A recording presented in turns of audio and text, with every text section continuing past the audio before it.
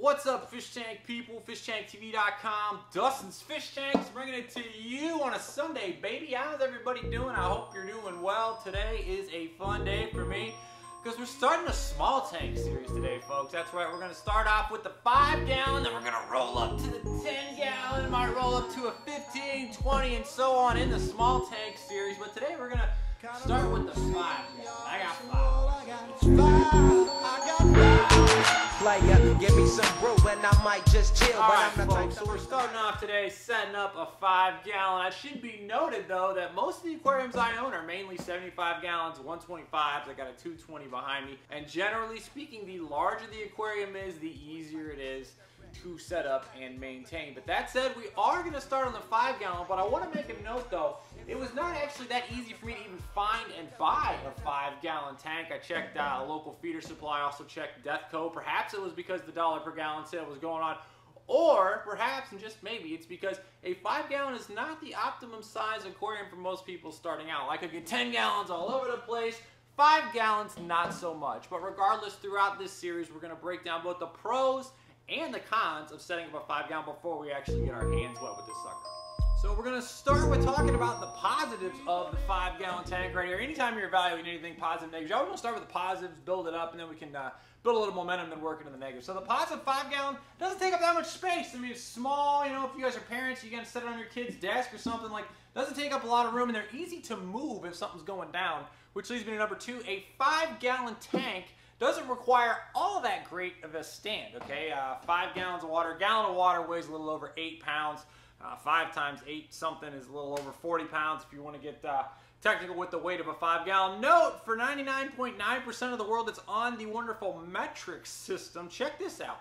1 liter of water weighs, get this, 1 kilogram. Check it out. 10 liters of water weighs 10 kilograms. It's all about water. Go Hager. Come on, US, catch up. Let's do the metric system. Anyway, so yeah, they don't require that big of a stand. I mean, you could use cinder blocks, whatever. We'll talk about stands in a little bit. Number 3, small tanks are easy to light. They don't require a lot to light them. You can get very little light and get all the way to the bottom just because they're shallower tanks in general. And if you want to get really hardcore and keep some pretty crazy, intense highlight plants, it doesn't take a whole lot to light a 5-gallon or, you know, shorter tanks. The light can simply get to the bottom easier. Number 4, they're easier to do water changes on. You take 1-gallon scoop, you cut the top off of a gallon, you scoop it in there, you scoop out 1 gallon out of 5 gallons, boom, 20% water change, you're done. They're easy to plant. You don't need to spend a lot of money to cover the bottom of them with plants. On that same lines, they're actually going to be cheaper to plant with a high-grade substrate. Sure, you do pay through the nose for some higher-grade planted tank substrates, but you don't need to use that many of them because it's only a 5-gallon footprint. So a 5-gallon footprint only takes like 2 little bags. While that substrate might cost you a little bit, it's actually not going to need that much to cover the bottom of it. Additionally, they are easy to throttle up with water parameters. Say you want to get crazy and you want to have a little side tank action. You got a 5-gallon tank, you can penetrate the heck out of it with a lot of light, and you can use a ton of fertilizers, ton of CO2. It's a smaller area, so you can really pound it if you really want to. And the final thing with the 5-gallon aquarium, they're super easy to tear down and replace if you screw it up. Let's say everything goes to heck, you get an algae problem, something bad, it's easy just to rip and replace a 5-gallon. You pick the sucker up, you dump it, you're done. Let's talk about the negatives. Let's talk about the negatives of a 5-gallon aquarium. Just as easy it is to dump and replace a 5-gallon aquarium. A 5-gallon aquarium, this is a big one for beginners, simply does not give you enough room to screw up. This is a problem. People get into the hobby, they get too small of a tank, they don't have enough room for air, it's harder to drive a small one. For example, if your filter stops working or something goes bad or you have a dead fish, which it happens, that dead fish, that extra waste is going to accumulate way quicker in a 5-gallon tank than it is going to be in a larger tank. That's something to consider there. You also, along the same lines, can't keep a heavy fish load. I know your kids want more fish. My kids want more fish too, but you simply can't have it. Along those same lines, you can't keep a lot of fish in a small tank because there's simply not enough room. Additionally, you are somewhat limited to the number of species that you can keep in there. Look, there's still a ridiculous amount of small fish that can go in a 5-gallon aquarium, but you are limited to some of like the cichlids or what have you, the fish that are ultimately going to outgrow a 5-gallon aquarium. The other part about a 5-gallon aquarium is the equipment, and this is one of the things that I wish I would have thought about earlier as a kid. When you buy your equipment for a 5-gallon aquarium and you buy your equipment spec to a 5-gallon aquarium, you are somewhat limiting your future growth when inevitably you move into a larger aquarium. If you buy lights that are spec to a 5-gallon tank, you're stuck with those. It's going to be a little bit harder to move those onto a bigger tank. Same thing with a real small filter. You're going to have an undersized filter on your inevitable larger tank. We're all going to get big tanks. We all have multi-tankitis, but we're starting with the small one. And then finally, this is the big one. This is the real downside that I really wish everyone would move beyond a 5-gallon. I'm going to set up a 5-gallon, but if you can get a bigger one, and here's this.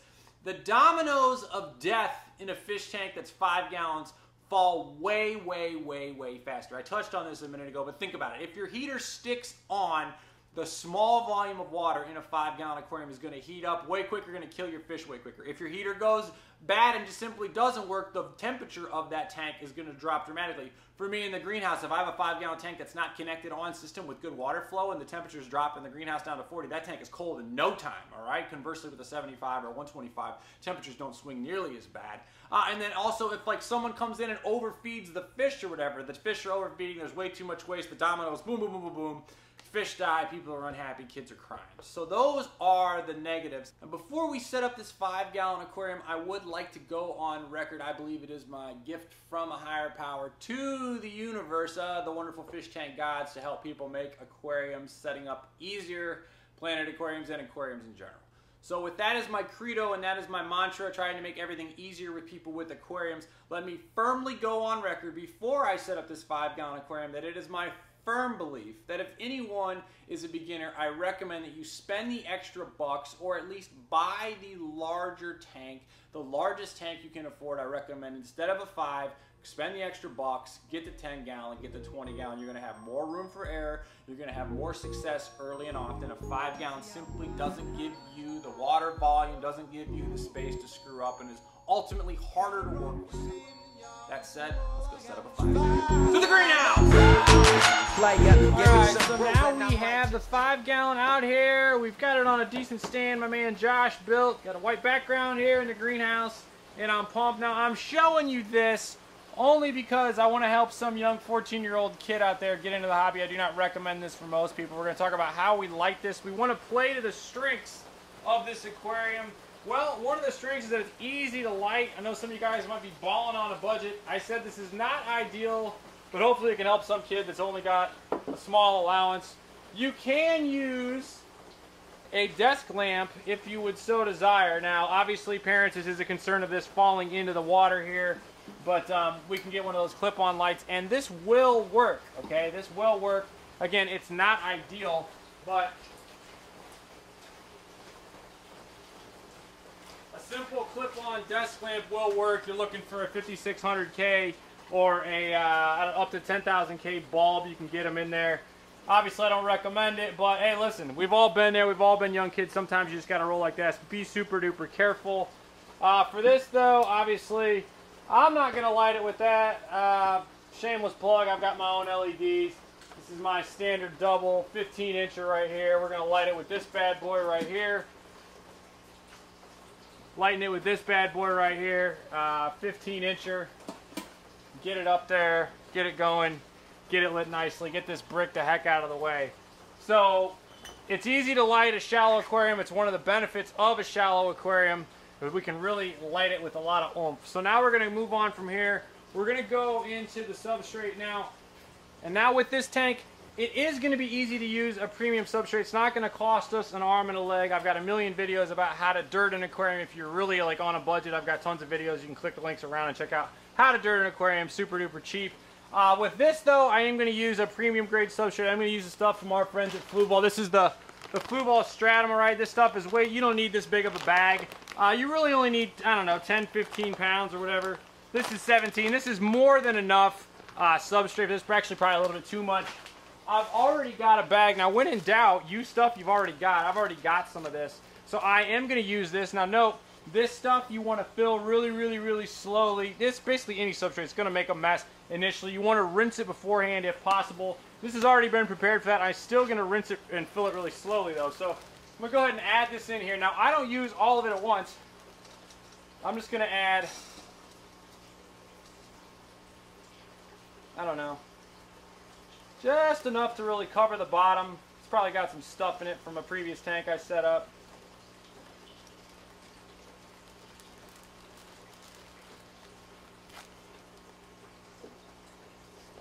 There. Got some leaves.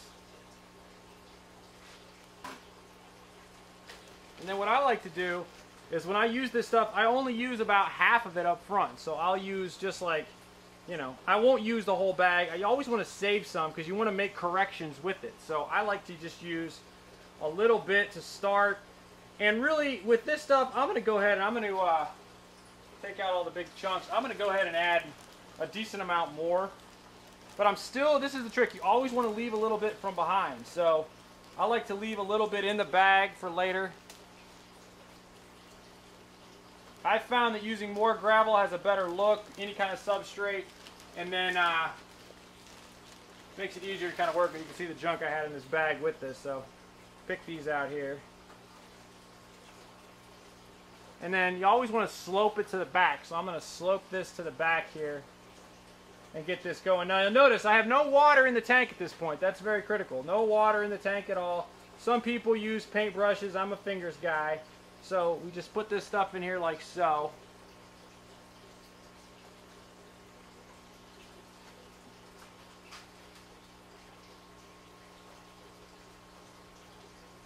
Alright, so I consider myself more of a yap than an aquascaper. But this is a 5-gallon tank. And I am looking forward to putting some rocks in it. I want to point out though, got a couple options with this. I like to use some negative space in the aquarium, so I'm not going to take the rocks all the way up to the top. That's just a personal preference with me. There are a couple options that we have for this. I've got some of this absolutely wonderful Dragonstone right here. This stuff I've had a box of. I don't have a whole lot of it. Dragonstone would make this tank, I mean, pretty much aquascaping with Dragonstone. I haven't played with this at all, but aquascaping with Dragonstone is really fun, really easy, and quite frankly, I think it's cheating. So while I'm showing you this with Dragonstone, it's not always readily available for people. I'm just going to show you kind of me messing around in here with this. I think Rachel O'Leary sells this stuff, little Miss Jinx. But this stuff's not readily available, and like Johnny Beginner's probably not going to be able to afford it. And frankly, I think the Dragonstone is cheating, and we don't want to cheat here. This is a 5-gallon. This is simple. So I'm actually going to take this stuff out. Again, I'm going to show you guys. I'd love to escape with it. I think it's great. I'm just not going to do it. All right, I'm going to take it all out. Not going to use it because I want to keep it real. And how do we keep it real? We keep it real with Josh and a sledgehammer. And some rocks that we found on the side of the road. If I told you where I found them, I'd have to kill you. So we're going to roll with these rocks right here. Because it's more challenging. And because this is something that actually does. No, use safety goggles when you are breaking rocks. But I'm going to use these rocks. They have a lot of character. They were free. And if it's free, it's all me. So I'm going to show you guys. I'm going to throw it down with these. This rock, I'll actually have to show you getting it wet. When it's wet, it shows its character a lot better. That's a big tip too. When you're looking at rocks, always get them wet first. You'll see the character much better. You see the character of the rock.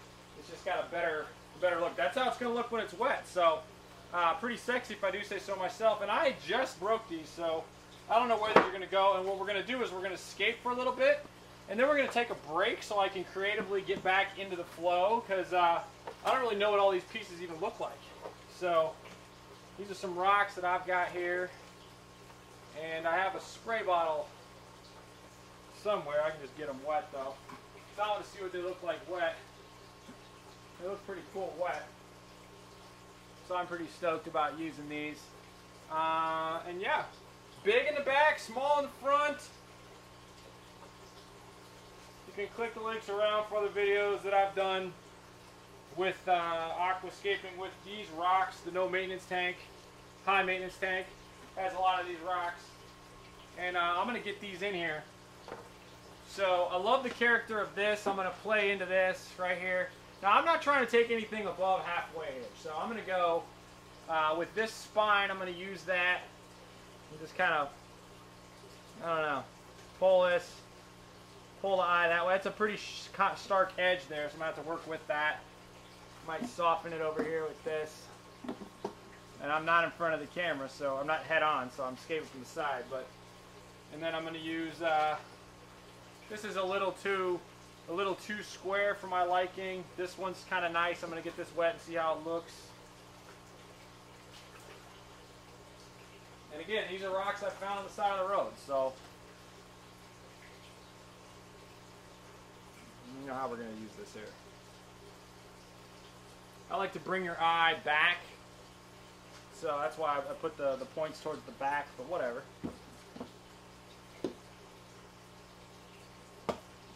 But I'm using relatively large rocks, and that's a little too overpowering. We'll see.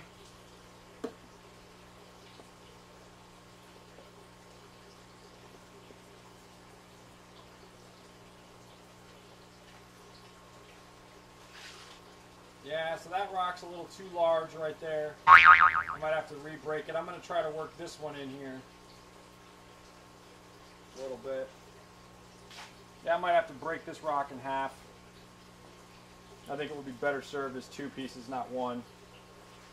And I've still got this pile right here. But I definitely want something at least half of this size.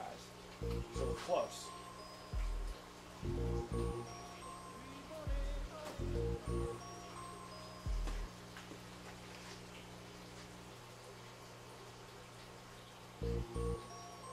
This is the trick people often neglect to do. You got to have the small pieces in there. The small pieces make the scale.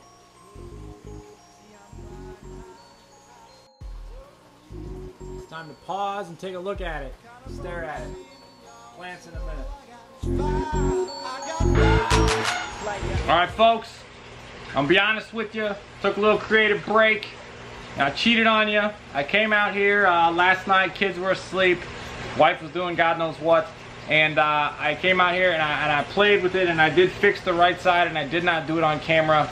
And I am not going to undo it, but you can see the difference in the side here. What I did on this side, it was a little too stark of a contrast on this edge, so I rotated the rock backwards, and then I added a little bit of softening rocks in the front there that you all can see in the front. So I do like the way that side is going. Sorry I didn't put it on camera, but you get the idea of where we're headed. So I do like the way the hardscape is really coming together here. Any and all hardscape knowledge I've got from being around good aquascapers, including my man Kevin Kelly of the Brooklyn Hardscapers, and obviously the time I spent with Oliver Knott. You should definitely check out the videos of the aquascape I saw him throw together. I learned a ridiculous amount. I know I talk about him all the time, but got mad love for Oliver Knott. He taught me how to use big rocks. And that's one of the things that I think people miss out on when they're doing their hardscapes, is they don't really use quite large enough rocks. So that's something that I've always tried to really, I learned a lot from Oliver doing it. When I do it here, I'm using the larger rocks. They're going 3/4 of the way up the tank. I think that makes the design pop. You really want to leave negative space above it. I really wouldn't suggest, and listen, rules are made to be broken, but I really wouldn't suggest going up above and beyond it. Now I'll bring the plants up above and beyond that, but I like the way the hardscape is here. Design is totally perspective. I like purple, you like green. You know, it's whatever you like. So this is the way I'm rolling with the hardscape here. I do want to point this out though. Those of you who are getting rocks off the side of the road, they look completely different wet though. So check this out. So like, this is what it's going to look like when it's wet, which is, it's way cooler looking. So I'm going to spray these down a little bit. Always keep the spray bottle handy. Spray them down, wipe them down. So that's really the look. Then I'm going to wipe the glass to show you guys a little better of kind of where we're heading with this little 5-gallon here. I'm going to spray it all down. Spray it down, Dusty. Alright, so we've got this lined up here. So we're straight on here. I'm going to wipe the glass off. Just a little bit from the inside. Give you guys a better view of what we're heading into. And then of course it's Sunday, it's Species Sunday. You know I'm gonna put some plants in this bad boy, so I'll show you all some of the plants that we are working with here.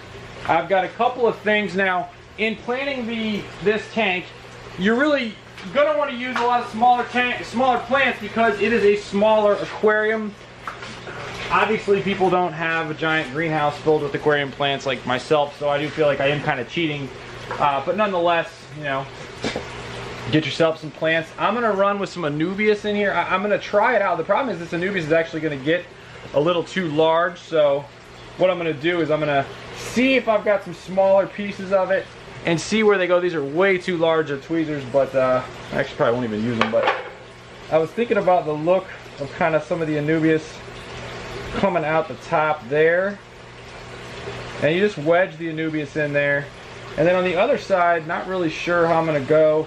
This is Anubias nana, comes from Africa, likes hard water. It's a fantastic little plant, included in all my beginner planting combos for a reason. So I've got this. I'm gonna wedge this down into there, get that going. And it sucks because I got the camera in the way. You guys got the best view, so I'm trying to check it out. Like, all right, I got that. And then I always like to plant in species with like threes, so I'm gonna tuck. Might be a little too big right there, but I was gonna tuck. I need something to pull you into the center. I don't know if that's gonna do it or not. Maybe closer to the front. But then this is actually more of a background plant because it's such a small tank. So in a huge, you know, 55, 75, this is a front, you know, trees, background on rocks, whatever. But here it's, you know, really looking a little too big to be even in the front. I'm gonna actually get a smaller piece. Some more Anubias right here. Use these giant tweezers. Now look, you can plant the roots, not the rhizome, all the way down in. So use these giant. I can't find I left my tweezers at a trade show or something. Could not find them. But that's okay. We never want to put the rhizome down in the substrate, only the roots. Roots can go down in fine. Rhizome stays above or you will kill your Anubias. So I'm playing with that. Anubias is a slow grower. Now look, the nice part about this is a yeah, see, that's actually too big for this scale. I don't like that. The nice part about this tank though is that it's let me try it in the back. Is that I've got, you know, pretty, we'll say, high light, considering just because the light's so close to the plants. So that's a huge plus. Get that down in there. And we'll see. So I've got the dwarf sage here. One of my favorite plants. Stays low, and you want low. You don't want any plants that are going to get real too tall because the negative space is disrupted. I don't like this plant right here, so that's got to go. Got to work something. I don't know what I'm going to do with the Anubias. Anubias is too big. I don't know. It's overpowering. Oh, it's too big. The leaves on this Anubias are too big. It's taking away the scale of the tank, so I'm going to forego that for now. Because in a little tank, you want to show the scale of everything, so you want to use like smaller stuff to make it look bigger. But I am going to use some dwarf sage. Notice I'm not using any water at all in the tank at this time. We will be adding the water later. I did for years, I did nothing but everything with wet, and it's so much easier when it's not wet. I learned that from multiple aquascapers, but Jeff Stensky, one of the American-made fish tank legends, talks about that, shows that quite a bit. And it's just so much easier. That's about that. But you want to just kind of make it look natural coming out of the cracks. You can see that, that's alright. Get this out of the way here. And I'm going to take... I like to plant in groups of 3. I'm not doing that with the Anubias at this time, but we'll get there. These tweezers are ridiculous. They're too big, but what I've got, I couldn't find my little needle nose ones.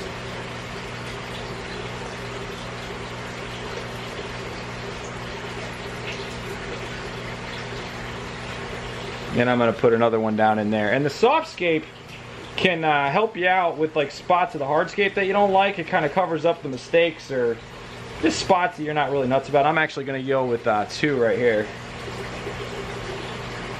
And those are going to go down in there.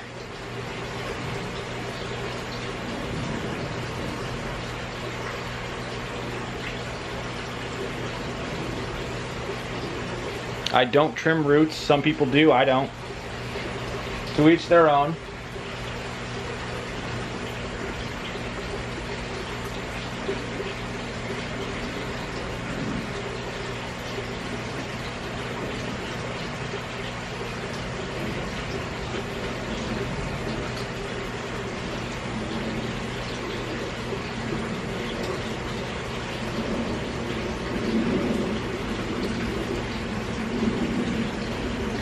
And I'm not looking at it straight on, so that's all right.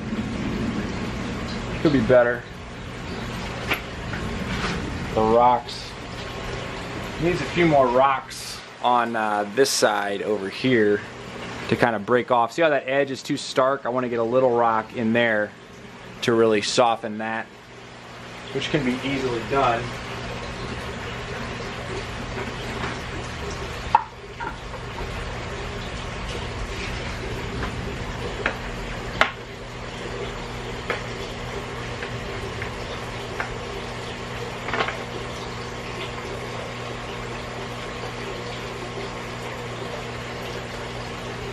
And then we can stick some dwarf sage down in there. Happy little trees. This, by far and away, is my favorite part of the aquarium hobby. One of them, probably number one. Setting up tanks, seeing a design come together, getting in the flow. Like, it's just, you got to take the time to do it, folks. You got to get into it. You got to enjoy it. And, you know, what would Mother Nature do? How would it look? Quote Takashi Amano, recreating nature is the ultimate luxury. I feel like having fun doing this is part of that.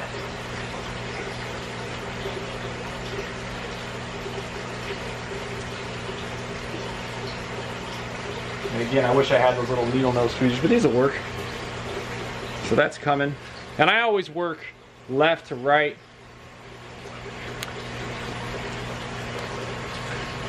And I'm gonna keep this same look going over here.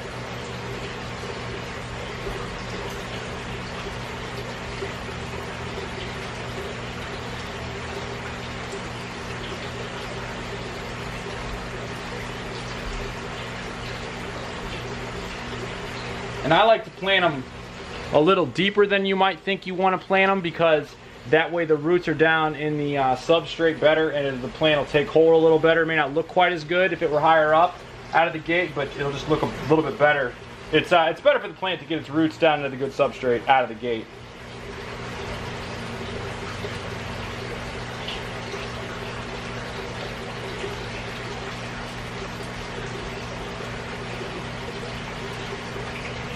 And like I said, it's cheap to plant. I mean, this doesn't take a whole lot of sage. Got what? I don't know, 6-8 pieces in here.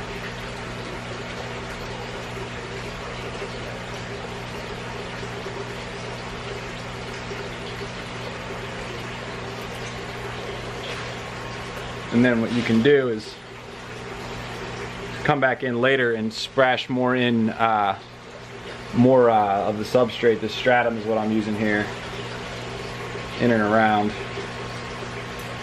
I'm actually going to do that now.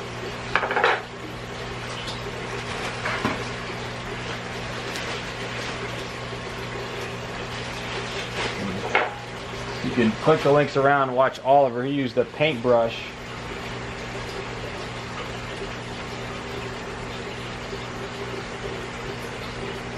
I need to get myself some good aquascaping tools. Or at least locate the ones I had.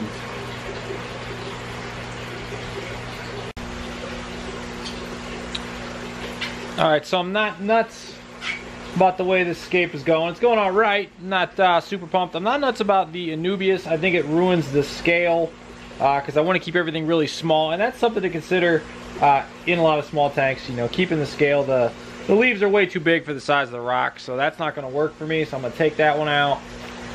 I'm going to take this one out here. We're going to try something else. I do have a tiny little bit of Bucephalandra personal stash that might be a little bit better with fit. So I'm going to try this stuff down in here. Kind of wedge it down in there.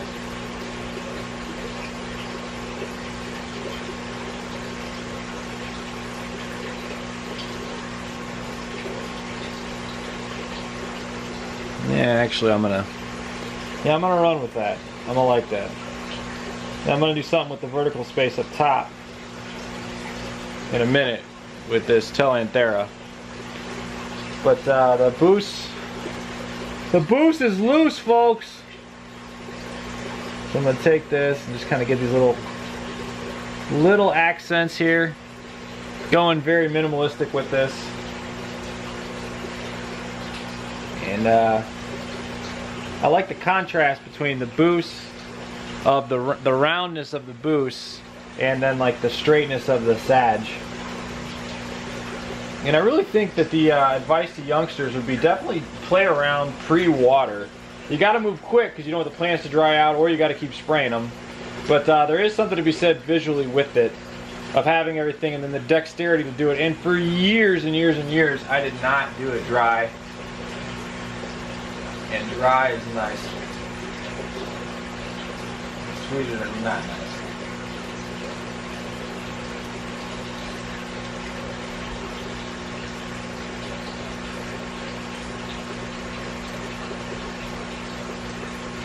So I like kind of the contrast that we got going on there with the little tiny bit of boost. The round boost against the dwarf Sag. Right there. And that boost will puff up. And then now I want to play in the background. So you guys have the best seat. So yeah, now I gotta need some boosts right in through there and possibly in the back. But we'll move away from that section. Even in a small tank, I divide it into sections. And I've got this Telanthera cardinalis. Now this is not going to look good until it's filled up because it's going to just lay over. But we'll see. So I'm going to take this stuff. And this, I've only been growing this underwater for, I don't know, a week or so. So it's going to have some adjustment, but that's fine. And it's going to be too tall, but it's going to look wicked in the back. So I'm actually going to hack it down a little bit at the bottom. And I can reuse these in another tank. So I'll just cut this just above the other growth. So that way if these are planted right here, that will grow off into another plant. That'll be just fine, by the way. So now I've got this shorter, and I'm constantly going to be having to trim this, but it'll look pretty sexy in the back. I wanted a red, I wanted some color. So I'm going to add a little color to the back corner here with these ginormous tweezers.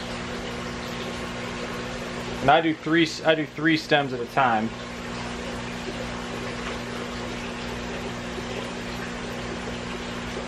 You can do one at a time.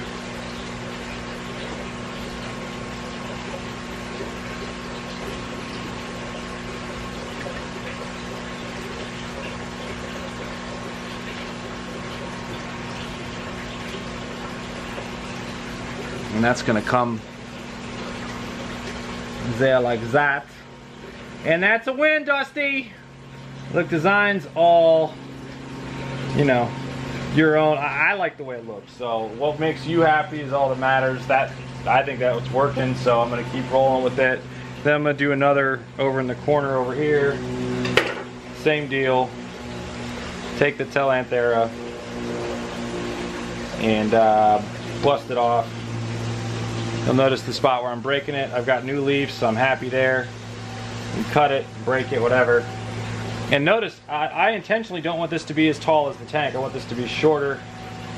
And this little nub is going to go in the back corner over there. And then, while I'm getting kind of stuck there, I always say you always got to leave a little bit of extra gravel around. And this is what this is for right here.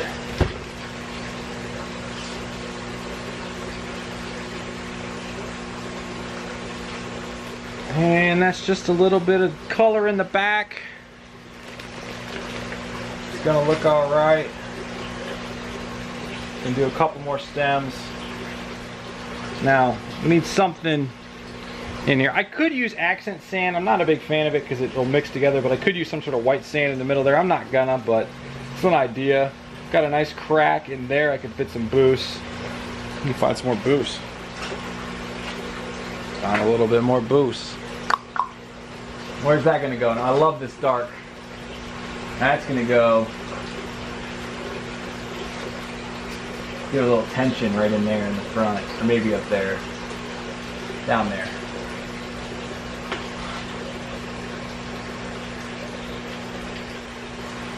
What do you think?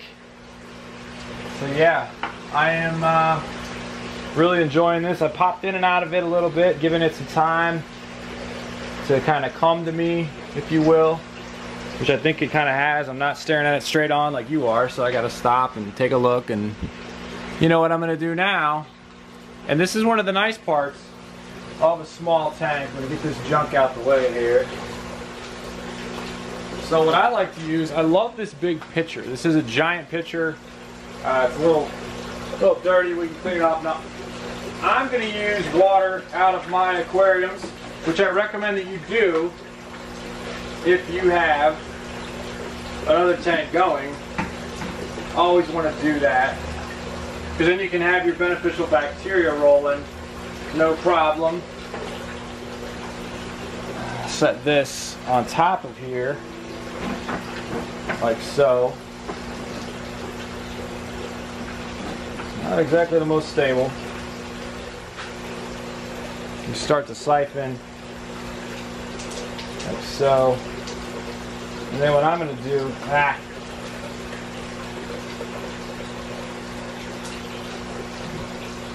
is I'm just going to slowly dribble on all the plants, and slowly as we go, fill this up.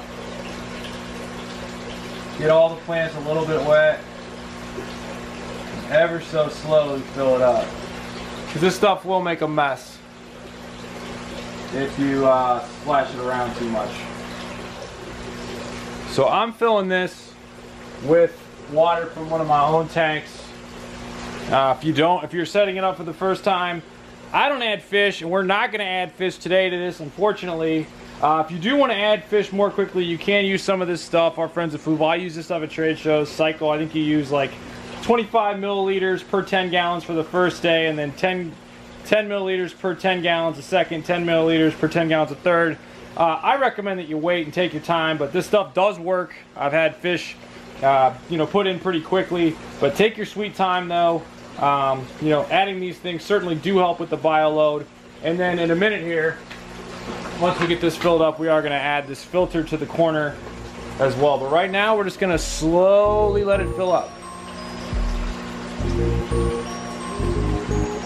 Pretty much all systems go at this point. We got the filter on, we got the lights on. Lights are only going to run for 5 hours. We got it planted up. We are going to do about, I don't know, 20% water change midway through the week to make sure this thing is rolling. Yeah, I'm having a good time doing this. This is part 1 of the small tank series. Next week we're doing a 10-gallon tank. Do me a favor, if you like what I'm doing, subscribe. Let me know what you think about this 5-gallon tank. Let me know if you've got 5 on it. Everybody have a fabulous freaking week, and tank on. Later.